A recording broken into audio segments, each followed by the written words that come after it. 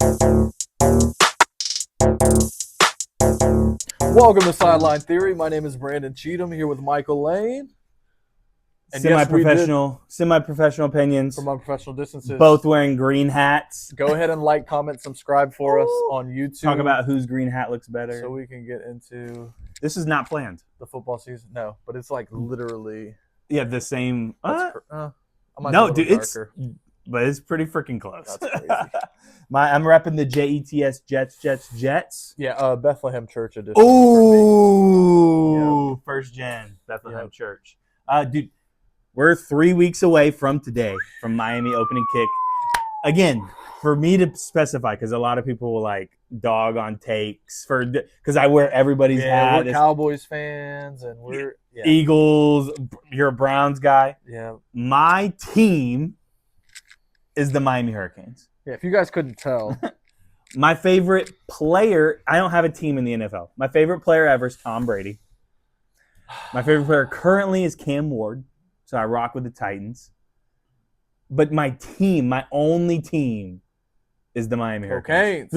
You have a few. But if you had to power rank your teams, the Hurricanes are number 1. Okay, Falcons 2. Falcons 2. Oh gosh.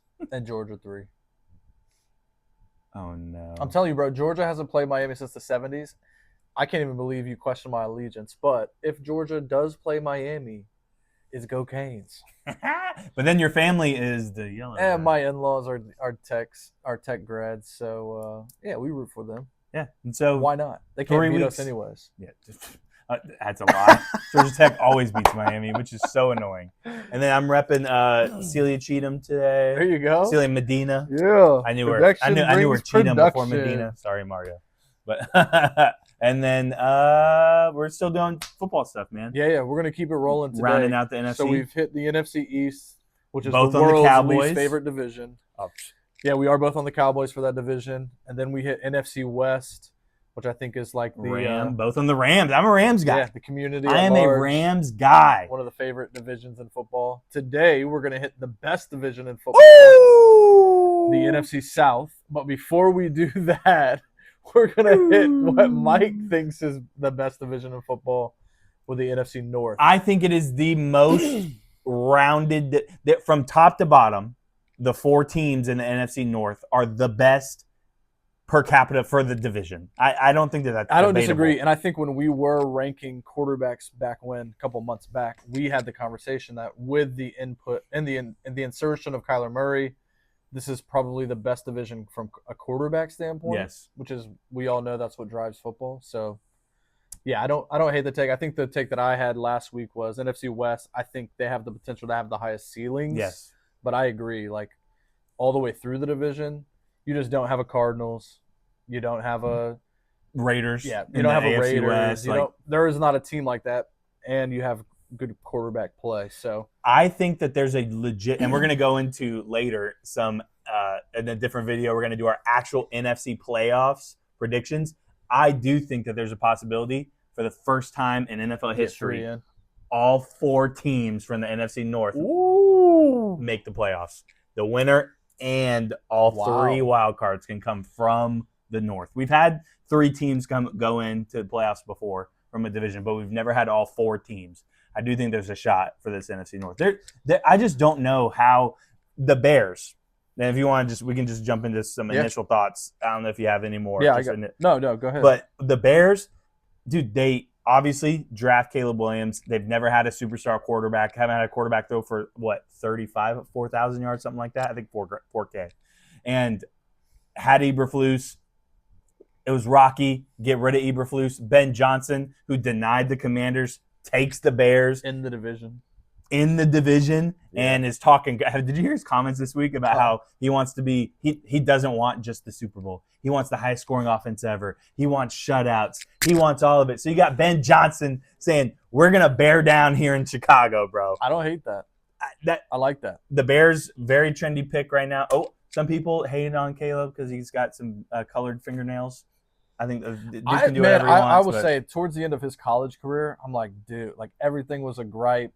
He looked a little bit – he was playing for nothing. but it looked like he was playing for He was nothing. making some millions. Not monetarily, on the Yes, field, right? yes. They're not competing for anything. So I didn't like We that haven't the seen tail end. Caleb in a championship game. And I think the first year, especially in the NFL, it did humble him a little bit and brought him back to earth. And then, because some of the stuff he was doing at US, it's like no one in their right mind makes that throw. For sure. He just didn't care at that point. It's kind of my read on it. So I'm a fan, and I think, to your point, it hasn't been a championship game, but in the playoffs, like, he's giving them every opportunity there is to win a game. So I don't think there's much more you can ask. I do worry about, and we'll get into this, I do worry about the defensive side of that team. It does feel very Caleb has to take us there. And as a young guy in the NFL, that's a tough spot to be in. But yeah, I think, to your point, it's a trendy pick. I think that the coach is impressive. The energy is impressive. Yes. The swagger is impressive. I know we all like that, or we both like that. But yeah, just the defensive side of it just has a few question marks. I think that's been well documented. I agree. I think that. But quarterback is the spot. So if you have a guy at that spot, you got a chance. And obviously no DJ Moore this year, so we'll get into more weapons, things like that. Yep. But the Bears are the last year's winner of the division, and then stepping into this year, we'll see what happens. Yep. Who do you think is like the best roster? And I have to say the Lions. The Lions were my next team to talk about. So so- I agree. I think the Lions are the best roster. And I read a stat. Out of the Lions group from week 1 starters, 31 missed games in 2025. Shoo! That's a lot of games For sure. for any team, but even a unit like that that's like not a bona fide deep in the secondary roster. I mean, it's like they're just rolling guys out there to play corner. That's not a good spot I to agree. be in. You have, obviously, injuries were huge. Branch, Hutchinson. I think Campbell may have gotten injured. Yep. I know offense, they were missing some guys in and out, but still Jameer got paid. Can Goff play off script at all? And then with the Lions, what I think about for them is Ben Johnson leaves. They're the highest scoring offense 2 years ago, running trick plays up 30.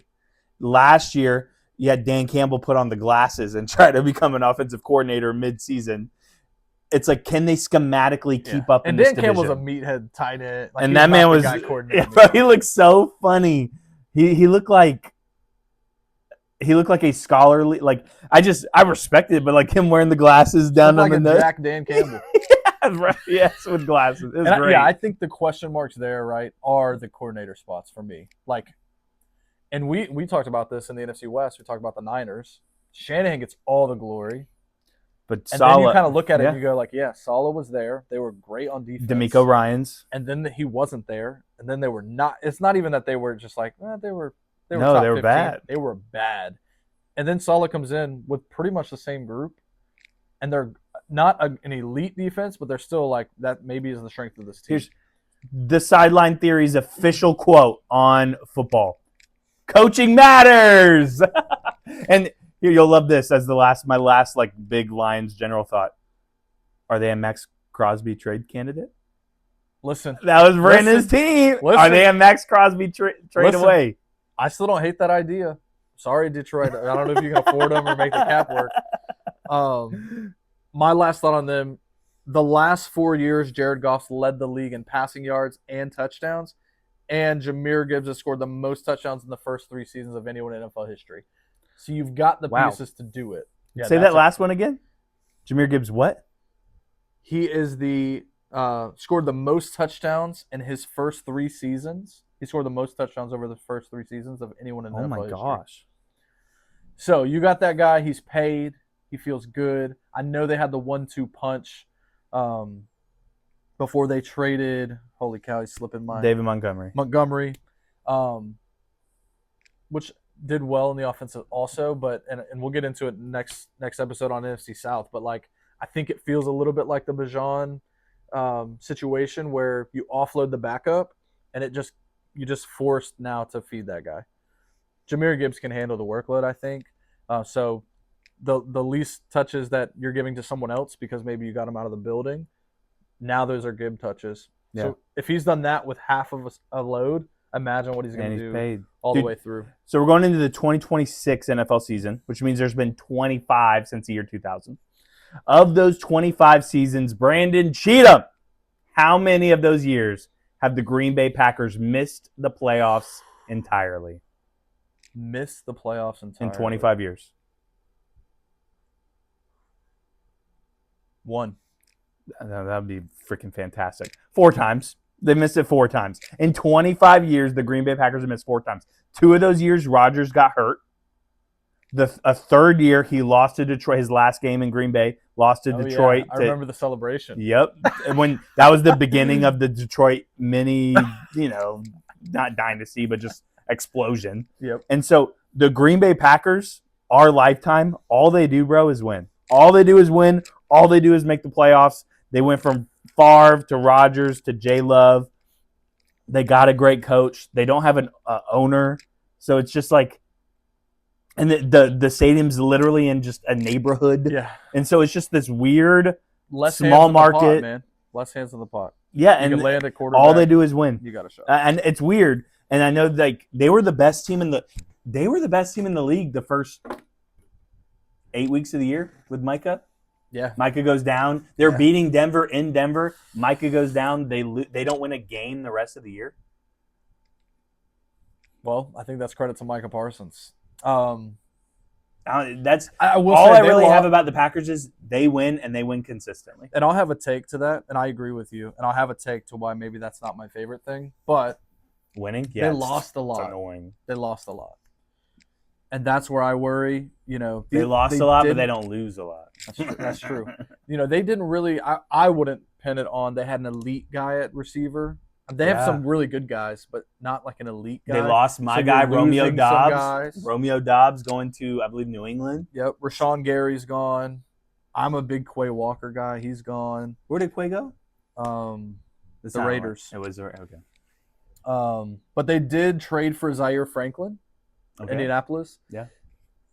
A great addition there. So I like what they did there. I just don't know. We'll see if it's too much. And like you said, the biggest thing is Micah Parsons' health. So I'm hearing maybe week 6 to 9. Yeah, he's starting the season injured on the physically unable to perform list. So we'll see. And I think the trajectory of their season is going to play into that. I mean, just like it did last year. Yeah. I think it's a proven case.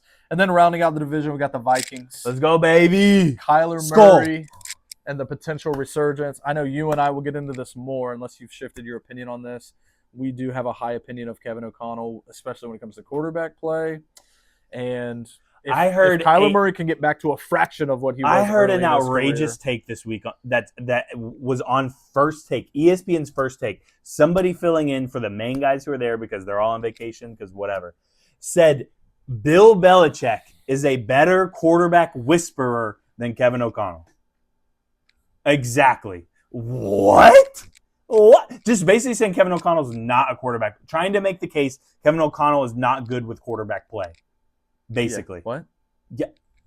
Whoever that is needs to be removed from the guest list. ESPN. When I heard it, I literally shut. Number one, they had Harry Douglas on. Appreciate you, Harry. Remove him. Rise up. Not good, bro. Rise up. I wonder if Harry put any prep into this. I don't know. It was kind of bad. And then the other guy, don't even care to know his name because his take was so terrible about Kevin O'Connell. Literally shut it off. After that's bad. You can't disqualify him from one season where he couldn't get a rookie up and going. And they still went 9-8. Yeah, bad take. The Vikings, bro. Oh, let me see what I had down for them. And here's the thing with the Vikings. Last year, obviously in your division, you played 3 teams 2 times. That's 6 games. They beat each team in the division last year. They consistently beat teams within that division. And they had the worst quarterback play in the division, maybe in the whole NFC, and it's debatable. And they still went 9-8. I know you looked at me. The Minnesota Vikings. Man. Go ahead. We'll take McCarthy tomorrow. Their defense was 30 in yards allowed last year. 7th in they scoring. Have Brian Flores. Yeah. So we'll get into some Viking stuff later, bro. They did lose Jonathan Allen and Grenard. Grenard is a big one. We'll see what the impact is on But that. they added homie Jacoby Thomas in the second. They do have some young additions. And like this, if you can give them a pulse at quarterback, this is one of the scarier weapons groups in the whole league, in my opinion. People don't... Dude, the fact that he's doing that with guys who can't seem to get the ball anywhere close. Talk about a man who I think could remind everybody who he is this year. Yep. We'll get into it. Let's go. Let's. I'm ready. I just I'm ready real to start quick. I ranking just them. want to All hit right, go. just because it's funny when we get to the South. Oh, Lions. I didn't even look over under. Over under. Lions. Oh, let me 10 guess. and Let me guess. I saw 10.5. Lions 10.5. Packers. I think I saw 9.5 on your 10.5. Bears. Packers are 10.5. Bears. 9.5. Vikings. You were right. 7.5. 8.5. Vikings 8.5. See that division. That is I think that's going to be the closest division over unders. So. And that's the odds on favorites. Lions, Packers, Bears, Vikings. That's the odds. That's who the betting Packers, odds are. bro. All they do is consistently win. People in 25 years they missed the playoffs 4 times. 2 of them. All right, so let's get into the hot takes. Quarterback rankings, and I wanted you to start us out 1 through 4 for this division. Who you got? Number 1 is Caleb Williams. I get that a lot of my father included will think that I am too high on Caleb.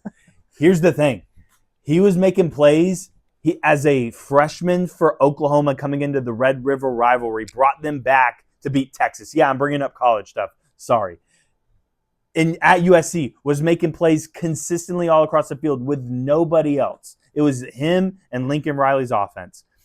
I mean, dude, you lose it there. He put Spencer Rattler out of the job, who was a Heisman finalist, and then didn't do what we thought he was going to do to shot in the NFL because this freshman came in and just kind of went like, oh, man, this looks easy for him. Yeah. Sorry, go ahead. And has Eberflus, one of the worst head coaches of the last 10 years, and then immediately gets Ben Johnson and become like he was a high turnover, high sack. He was never really high turnover. A high sack guy his rookie year, completely cut that down. Maybe a sack a game. And I just think another year building in the system. And the spectacular, to me, he's not, and I'll get into a little bit more of this specific. Here's my comp. Mahomes, when Mahomes gets out of the pocket, what's the percentage when Patrick Mahomes gets out of the pocket? Run pass. If he's running, how many times is he going to release the ball outside of the pocket? What you think. So you're like, man, he's going to throw this or he's going to take off running. Give me a percentage of like what you think. Just from watching him, I would say 80% he throws it still. Okay. I think I'm a little more, but are there a lot to me? Only because the things that stick out to me I think are it's the 50-50. runs I think it's 50-50. Yeah. He has the Tennessee Titans AFC Championship game run down the sideline. He has the 49ers in the 4th and 1 in overtime. Runs for 3 yards, runs outside the pocket and take. You knew he was doing it the whole time. He's going to go out and he's going to take off. And then he's going to bait you on the sideline. Exactly. You're going to get a 50. Exactly. For me with Caleb, he evades to throw. Who that reminds me of, who was young in his younger career, evaded like crazy, and what made him spectacular, one of the best throwers of the football I've ever seen, Aaron Rodgers. Yeah. Caleb Williams is a young Aaron Rodgers. I'll get into that more. Caleb Williams, number 1. Number 2, I'm giving it to J-Lo. I think J-Lo, last year against the Bears, they end up losing, correct. But it wasn't his fault. Literally on the last third down of the series, he throws a dot to the far left, 25 yards down the field to the sideline. His dude just drops it. J-Lo is very streaky, hot, cold. Jordan Love is J-Lo or J-No. But his presence, having the offensive coach with him in LaFleur, he knows the system. J-Lo's going to be there in any. Again, he makes playoffs, he wins playoffs games, or he does really well in them. I think J-Lo is the second best quarterback in that division. Third is Kyler Murray. Do you know that in 2024, he threw for nearly 4,000 yards two seasons ago? Michael, isn't Kyler Murray the worst quarterback in the history of professional football? Are you kidding? Kyler Murray 2 years ago, 4,000 yards. You also want to know he had his best QBR season ever 2 years ago. Last year, he didn't play. You want to know why? Because he was done in Arizona. He didn't want to play. He didn't force it. Like, he was out. They say he benched. No, Kyler didn't want to go in. It's a little bit of both. 2 years ago, 4,000 yards. You want to know what he also had 2 years ago? 597 rushing yards. 4,500 yards. Comeback player of the year. Rookie offensive player of the year. Had Arizona 9-1 3-4 years ago. Number 1 seed in the NFC. Kyler Murray is him. I'm sorry. And Kevin O'Connell, sorry to the ESPN First Take guy, is a quarterback whisperer. Kyler Murray's 3. Jared Goff 4. I can't get the Commanders playoff game out of my head from 2 years ago. Number 1 scoring offense in the league. Granted, the defense gave up 45. I get it. Commenters come at me. But what was he doing off schedule to help perform? He scored 31, but also the turnovers were crazy. Can he perform off script? Can he do anything when his O-line isn't the best in the league, which they have Penny Sewell, so it always is going to be up there. Yeah. My thing with Goff is when the play breaks down, what can he offer? So that's my 4. Caleb, J-Lo, Kyler Murray, Jared Goff. Okay. So we are in consensus on number 1, Caleb Williams. Woo! I will defend you. You once said on this podcast, an episode previous, that this is one of the most, how did you phrase it? Spectacular player in the NFL. He is the most spectacular player I do in the not NFL. want people, because commenters and our friends that watch this, the most spectacular doesn't necessarily mean the best. No, that's why there's 2 different words. Spectacular. You want to know what matters? Words in the English language. Correct. There's definitions for spectacular. There's definitions for best. Spectacular is he is a spectacle. Yes. He can do things physically. Yes. That the Green Bay fourth down only, throw. That only the Los Angeles Rams throw. That only maybe a non-injured Lamar Jackson can do. Like, I don't think people realize. Aaron Rodgers too, bro. Aaron, just from a level of athleticism, I don't think people really give Caleb Williams credit for the runner that he can be, because it's a lot closer to Lamar Jackson than anything else. A healthy Lamar Jackson. He doesn't do it a ton, so I don't think people really give credence to that. But if you go watch the early tape in college. Again, it's college, but if you go watch it, his body's just moving faster. Yeah. And the words are he cut 13 pounds this year. He's number 1. He also, I love like the interviews and stuff that I've seen. He's very driven, a lot more than any prototypical quarterback in the NFL. And I think there's enough hate there to go around. Like, Jared Goff doesn't have that. People might think he sucks, but they don't hate him. Caleb Williams, you either love him or you hate him. When you have that fuel, I think it makes it easier to motivate yourself. There's a lot more Jared Goff defenders than there are Caleb Williams 100%. Defenders. If you don't believe in Jared Goff, like me, I'm going to get criticized, commented, whatever. Yep. But if you don't believe in Caleb, that's an okay take. Yeah. If you had Caleb 4 in this division, people be like, oh, that's good, bro. So Caleb Williams is number 1 for me. And the last thing I'll say on that is a lot of the people in these comments are jumping to, well, their defense is trash and they're 29th. Yeah, we're not talking about the defense. We're talking about Caleb Williams. Here's the best part. They still had a chance in the playoffs. Yeah, against everyone's team, the Rams. Caleb Williams, number 1. And you want to know why they had a chance? Because the 4th down play was one of the greatest plays that's ever happened. Yep. Number 2, Mike will love this because he just put him 4. I have Jared Goff. I think what is interesting about Jared, he has the biggest variance. He truly is. I agree with you now that you say it out loud and I think about it. He does not do anything off script. He's just been consistent enough the last 4 years. What'd you say? Most passing yards and passing touchdowns? Yeah. And he's got the guys to get it to. 3 of those years were with who, though? Who was his coach? Caleb. Okay. He had Benny. So Benny, and that's a great point. That's a great point. So I've got to put Goff too, just to respect the body of work over the number of years. He does feel a little Darnold-ish to me. They've got similar letdowns too, like in their careers. Darnold's much more athletic though. Agreed, but I think I have him at 2, but I can be argued off that, I guess. Like this is kind of Caleb Williams and the other 3 for me. Here's the thing with Goff. Unfortunately, all you need to know is McVay got rid of him after this. Like he took him to a Super Bowl, and McVay traded him in for Stafford, and I get it. You could argue, but it's like they traded him in. Yeah. Like McVay, who we believe is probably the best offensive-minded coach. Andy's a little up there in age. I think McVay. We both agree McVay is the top 3 head coach in the league. McVay said, "I can't win with this guy." Yeah. And then he won without him. The whole story was that he's basically just feeding him the hot route because he's talking to him before the play. So, yeah, I think there's much to be desired. That said, even this year, you probably trade any of these guys for Stafford for a year. Just for a year. Number 3 on the list, I have Jordan Love. To your point, they just win. And, like, he seems to play really well in the big moments. Yes. And to your point, even in the big moments, it's not him missing.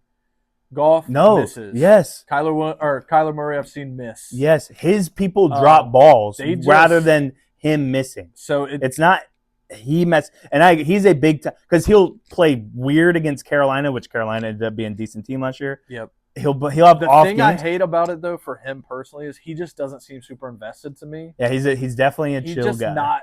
Yeah, went to Utah State. I know I say that all the time. Like, some guys are just chill, and that's not your guy. And that's not your mentality. I just don't love that. Yeah. So that puts him just down a notch on the list. Goff has a little more fire, even though it's like soft fire. Unfortunately, the guy who's going to be number 4 on yours definitely has the chill factor. Yeah. So Kyler Murray is the chillest. I mean, he's great at Call of Duty, bro. He's number 4. The streaming stuff, the film stuff, honestly, that stuff doesn't bother me as much as he just was hurt. And I don't know. It's hard for me to put him above anyone when these guys are actually pretty good without seeing it recently. And I get your point. 2 years ago, bro, he played all 17. And I agree that he tapped. He might have played 16. I agree he tapped. I don't think that was an injury. He tapped, but not because he was scared. It's because he was done with Arizona. I agree. So he's got the biggest upside here, and I think that will tell. We'll be able to tell as we move through some of these rankings. So you have him 4. Opinion on him. Do you think that there's variance with him, or you think he's 4 with a bullet? I'll like be he's honest, last? dude, I think he might have the highest ceiling of. He might have a higher ceiling than Caleb Williams for me, only because we've seen him do the high ceiling stuff already in Arizona. Ooh, I can't go above Caleb, but so I understand have a high opinion of him. Okay, so but it's not like a lot of people have the opinion he's bad, gonna be bad, regardless of anything. I don't. He's not. There's bad. 2 guys you can put in the same system he's been in over the last 5 years that do better. Yeah, he had Jonathan Gannon as a coach, who proved to be a great defensive coordinator. You put LaFleur, the other LaFleur brother, in Arizona already. You got Gardner Minshew going 11 for 11 in a preseason game. The system matters, especially for quarterback play. The franchise failed him more than he failed 100%. his play. 100% agree. So that's what I got: Williams, Goff, Love, Murray, with room for Murray to really take off in this division for my sake.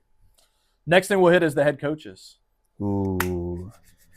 I think this is hard because this was one of the harder and ones. I'm gonna let you go first. This was one of the harder ones. This is hard because I think it's what do you value. Yep. It says a lot about your football, watching your football character, your football values, and do you value scheme? And I'm gonna expose. Do you value culture? Yep. Do you value winning? Like what do you care about? Because this division gives you all of it. So you can go.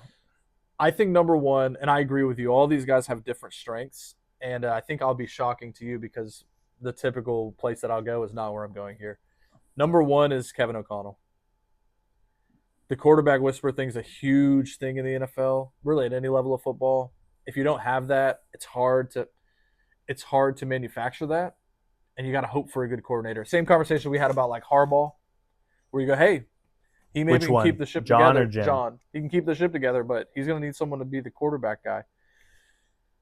Kevin O'Connell, because he gives you that, and he's maintained these big personalities, like I'm sure Justin Jefferson's not the easiest. The fact that you never hear anything about Justin is crazy. Ever. Brian Flores, everyone talked about how crazy that man was in Miami. Everything. Yeah, but so the fact that he's kept him rock steady, and they've done it with less than ideal candidates at quarterback, is a huge upside to him. He's got a career record of 43-27. And he will always have a chance because, and I know McCarthy's not a good example of this, but like he did bring Josh Dobbs in and beat the Falcons on like 2 days of prep. So I get that. A lot of McVay qualities, but I don't think all I see from Kevin O'Connell on the sideline though is this kind of like how they used to call Jason Garrett Coach Clap, because every time they cut to him, he was clapping, whether they got sacked or scored a touchdown. All he did was just clap. Yeah. Did nothing. For Kevin, all I see him do is smile.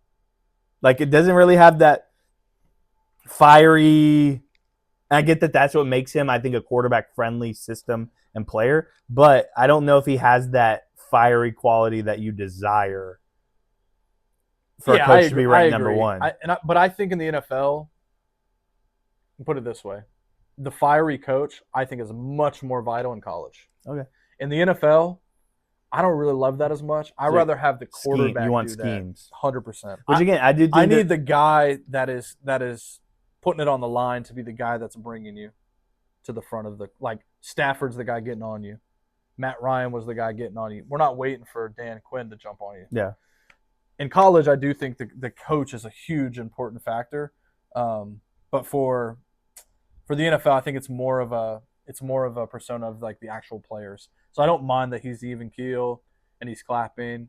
That's kind of how I was as a coach. Like I think you get so much further when your guys know you love them than if your guys know that you're going to harp on the 10% they didn't do right.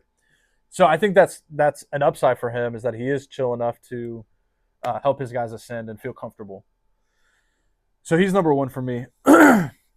Number two for me. See if I can pull up my dang notes. Love that. Amen. Number two for me in this conversation, and I agree with you, this division is one of the hardest, I think, from a coaching standpoint to really break down. So I'm just ready for all the hate. But number two, I've got Ben Johnson. He's done it the shortest amount of time, but he took the Bears, who were not good,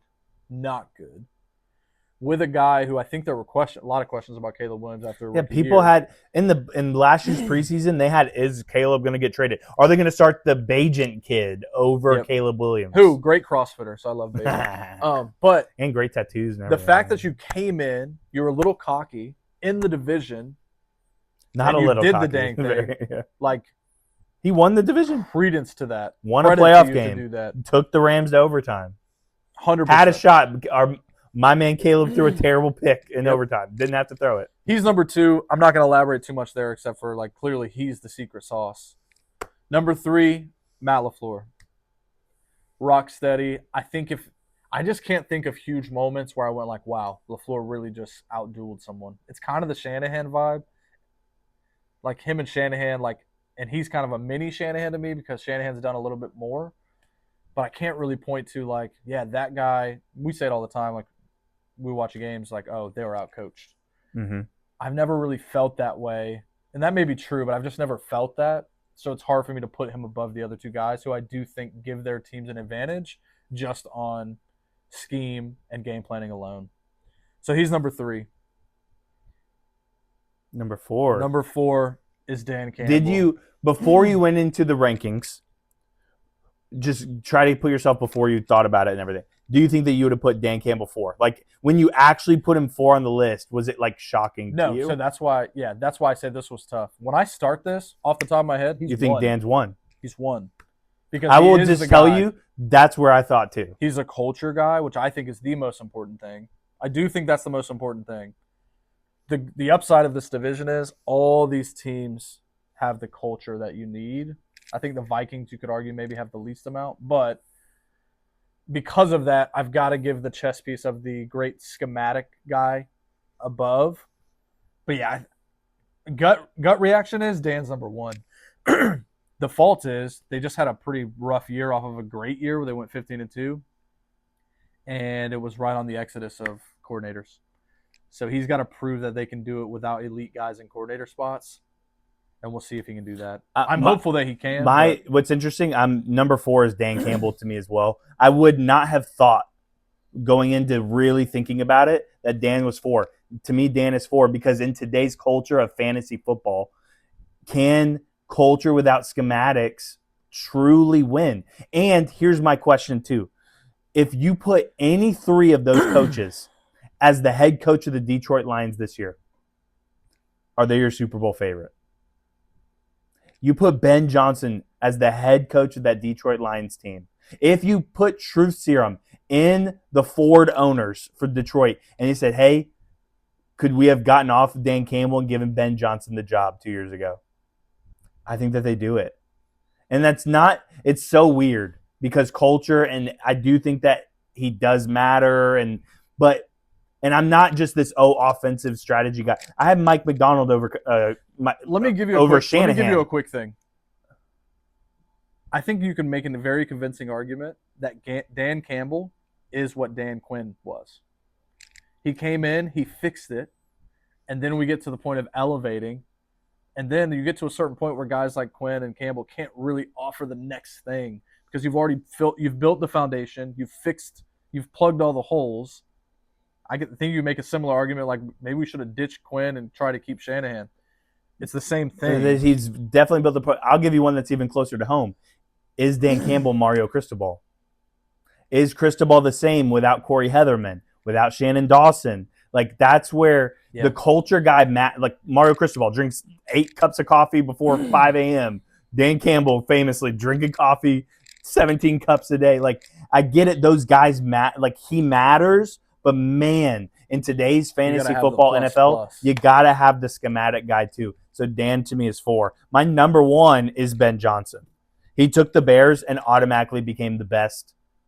Like, and he's culture. To me, he's both. He's instilling a culture of, hey, we're gonna win at all costs, and rips his shirt off. He's a younger he guy. cares. Like Ben Johnson's number 1. To me, Matt LaFleur is 2. And I think that this division is so intriguing because obviously you can, who my 1 through 4 is now, who your 1 through 4 is. There's such variance, but also you could make arguments for any of them to be 1 through 4. And so I got LaFleur at 2. All he does is win, even with the injuries to the receivers. Christian Watson, Tucker Kraft, everyone fell in love with last year, got hurt. They still went on a playoff run. J-Lo being hurt, Malik Willis taking over. All the man does is win. I will say, though, to your point, I disagree on him. Can he win a big one, and can he hold a lead?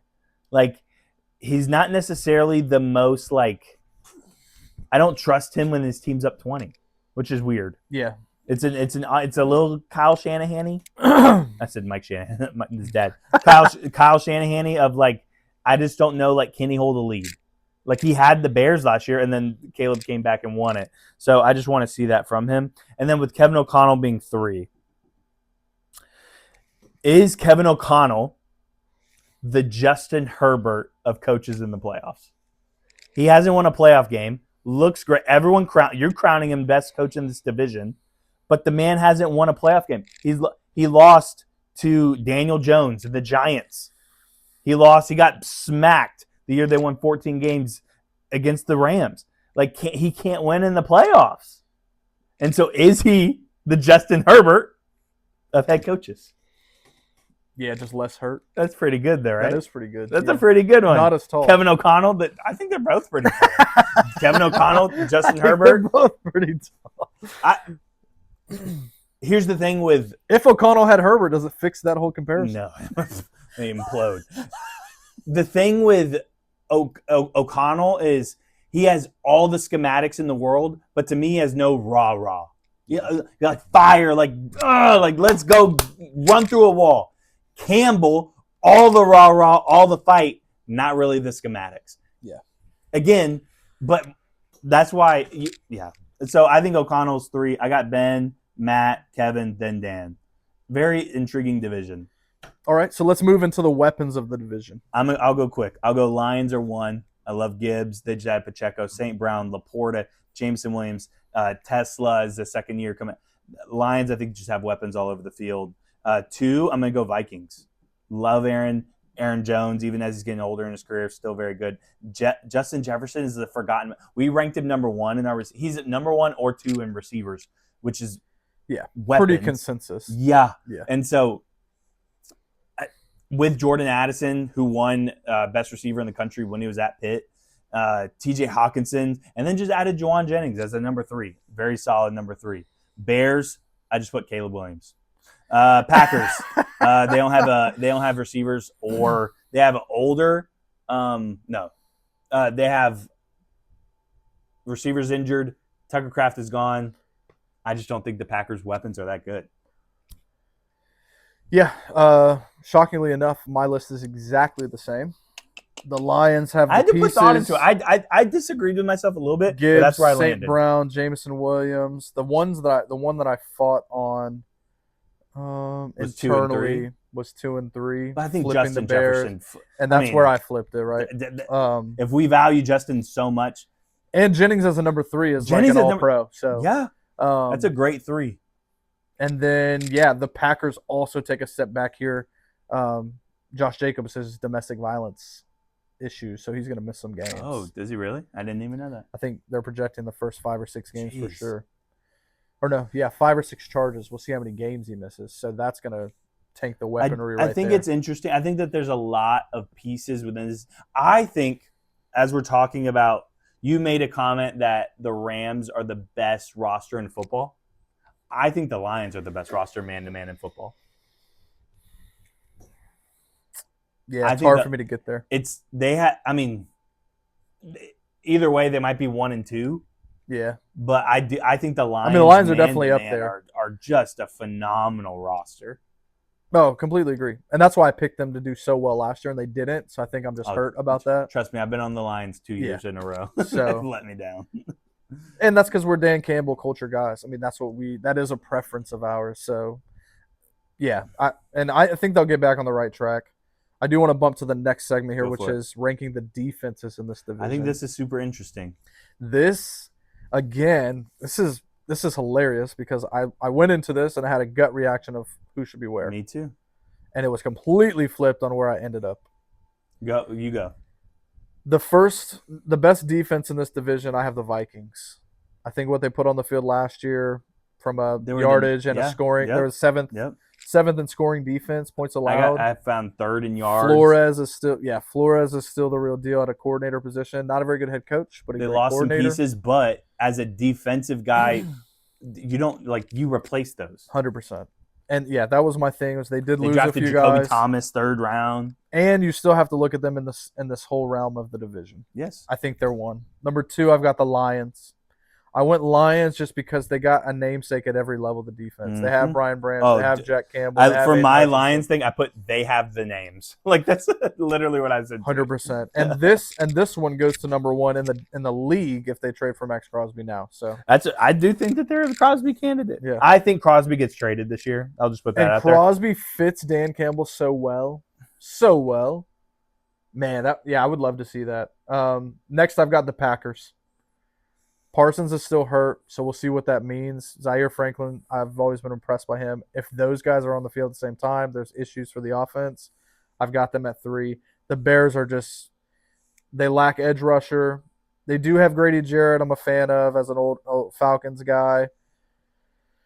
I just put this team goes as far as Caleb Williams drags them. That's my take on the Bears. We flipped 1, 2, 3, 4. I got the Lions as the best defense because they do have the names. But the question is, can they be healthy? I mean, they got Branch, like you said, in every level. That's the problem with the names. They got Branch, they got Hutchinson, Jack Campbell, Joseph. But man, can they be healthy? And I trust Dan Campbell to instill a fight system, and then the defensive coordinator. They just have so many people to go, and I do think that they're a Max Crosby candidate. Trade candidate as well. So I got the Lions as the best defense, with the Vikings being 2, only because they have no names and it's Brian Flores. Yep. That's the defensive coordinator just sets them apart. They're consistently up there. I think that there's a strong case for the Vikings to be number 1, but they've traded away. They got rid of Grenard. They're up there because Brian Flores. But if I'm a Corey Heatherman guy at Miami too, I also have to believe that Brian Flores can plug and play. Yes. Yep. 3, I'm going Bears. I have the exact same rankings as weapons and defense. The Bears, they have old Grady Jarrett. I did write that down. They added the rookie Thienen. Yeah. Bringing back white people on defense. White people on defense resurgence right now is crazy. And so I didn't love the pick, but I do appreciate them investing. They're not neglecting the defensive side, which I appreciate. They even they traded DJ Moore, added him, and so I like what they're doing on defense, and I like it more than the Packers because they traded depth and picks for Micah. Micah got hurt. They didn't win a game after they have not won a game since Micah Parsons got injured. Yep. And I just think they gave away so much to get him. And he's still injured. So I think the Packers have to be 4. All right, let's hit these next ones quick. Yep. You got offensive MVP of the division. Who you got? Kyler Murray. Ooh. I think Kyler is going to show who he is. Again, 4,000 yards 2 years ago, almost 600 yards rushing, bro. That's a stat. That's a pop quiz question. Mike Vick no one's going to think that. Yeah. Kyler Murray. Wow. Well, I got the reason he's going to get there. Justin Jefferson. Yeah. Are we both on the Vikings? Some quality quarterback play. I think he's going to get back. I did not think that you'd be on the really Vikings. Scary, really quick. And I think to your point, I'm not hearing anybody really. Everybody, most national analysts I listen to just say how bad Kyler Murray is. Yep. All right, we'll see. Yep. Prisoner of the moment. You'll love my defensive MVP, but you go first. Defensive MVP, Aiden Hutchinson. He'll be back. He'll be healthy. He'll be motivated. taking a tank like that, 15-2 to not 8 or 9 losses the next year, I think will motivate him enough, especially when they pair him with Max Crosby on the other side. It'll free him up to go one-on-one.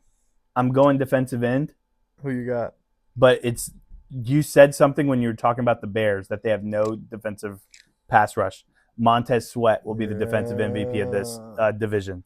Montez Sweat will be it. He has 28 sacks over the last 3 years. Had, I believe, 10 plus sacks 10.5 sacks last year. I think he has a monster year. He challenges for sack leader of the league because Caleb Williams gives them the lead, and Montez Sweat will come off the edge.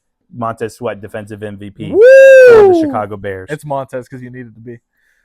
He ain't touching Myles Garrett in his sack numbers. Oh, my gosh. All right, I want you to hit final rankings of this division, how they will finish. I do think that these rankings rely a lot on the schedule, so I'm going to hit a little bit of schedule for each team.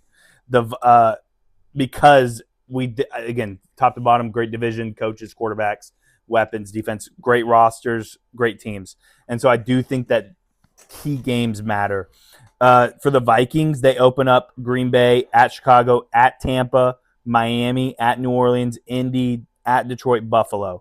And then they go San Fran, Carolina, New England, Detroit. And again, since they're in the division, a lot of these will have the same schedule. Lions, same as them. But instead of San Fran, Washington, and Indy, they have the Titans, Cardinals, and Giants. The Lions. Favorable for them. The Bears, basically the same. But instead, they have Philly, Seattle, Jacksonville. Packers, they have New England, the Houston Texans defense, and your Los Angeles Rams. That's who the Packers have. Again, all of it's pretty much the same. It's just you fluctuate based on how you rankings. did last year. Exactly. Yeah, exactly. Number 4 in this division, the Packers 9-8. All teams will be above 500 because I just respect the division so much. Packers are number 4 at 9-8. Who did I say is winning the Super Bowl? Two podcasts ago. The Chicago Bears. Chicago Bears 3rd in the division. They got a long way to go in those playoffs. 10-7. I said Chicago's winning this. I've been saying it consistently. I actually put pen to paper, thinking about everything, doing it, going through their schedule, bro. They got Philly, Seattle, Jacksonville on top of the division. I got them 10-7. Number 2, going 3-3. I got number 1 and number 2 tied at 11-6.